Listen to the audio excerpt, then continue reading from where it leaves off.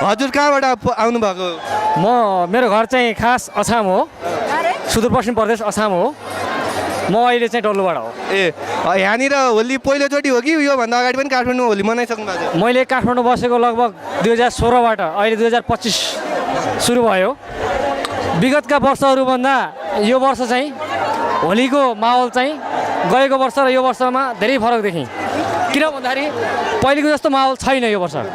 पहिले हामी होली खेल्दा यहाँ तपाईँको ट्याङ्करहरू, पानीको ट्याङ्करहरू, पानीको फोकाहरू, पानीको फोराहरू सबै हुन्थ्यो। तर गएको वर्ष र यो वर्षमा एकदमै शून्य देखेँ। जुन चाहिँ तपाईँको अहिलेको होली र गएको होलीमा धेरै फरक पनि छ।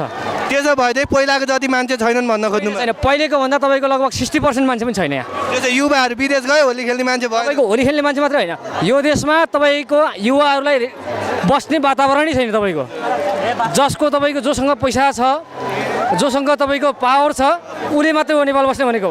बुद्धिमान मान्छे, तपाईँको अलिकति क्यापेसिटी भएको मान्छेले चाहिँ यहाँ बस्ने वातावरणै छैन। अर्को कुरा के छ भन्दाखेरि तपाईँको जो तपाईँको नेताहरूको तपाईँ अब यो पानीले खेल्दाखेरि मान्छेहरू चिप्लिने, लड्ने, टाउको फुट्ने भएर पनि पानी पानी हटाएको त्यो के हुन्छ भन्दाखेरि मान्छेहरूमा तपाईँको आफै पनि तापक्रम धेरै भएको हुन्छ। तापक्रम हुँदा तपाईँको ट्याङ्करबाट पानीको थोरा हान्दाखेरि त्यो खेल्नुको मजा बेग्लै हुन्छ के।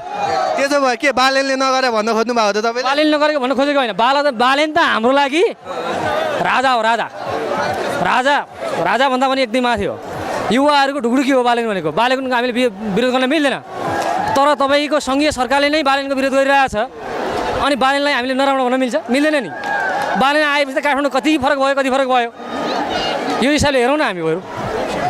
अनि यहाँ जबरजस्ती रङ लगाइदिरहेको छ नि यो केटीहरूलाई, त्यो चाहिँ के भन्नुहुन्छ तपाईँ? यो चाहिँ युवाहरूको एकैचोटि इमोसनको कुरा हो।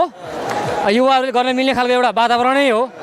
तपाईँको अरू केटीहरूलाई पनि यदि चाहना हुँदैन थियो भने त तपाईँको यहाँनिर आएर रङ खेल्नुपर्ने स्थिति थिएन।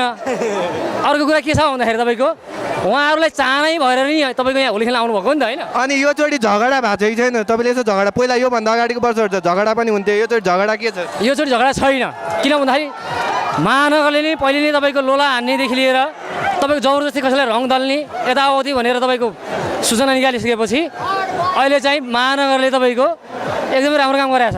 यहाँनिर तपाईँको अहिले मैले झगडा अहिलेसम्म देखाएको छैन है। जो आफ्नो तालमा रमाइरहनु भएको छ यसको लागि धेरै धेरै धन्यवाद। 2081 सालको होलीको सबैलाई शुभकामना भन्न चाहन्छु म।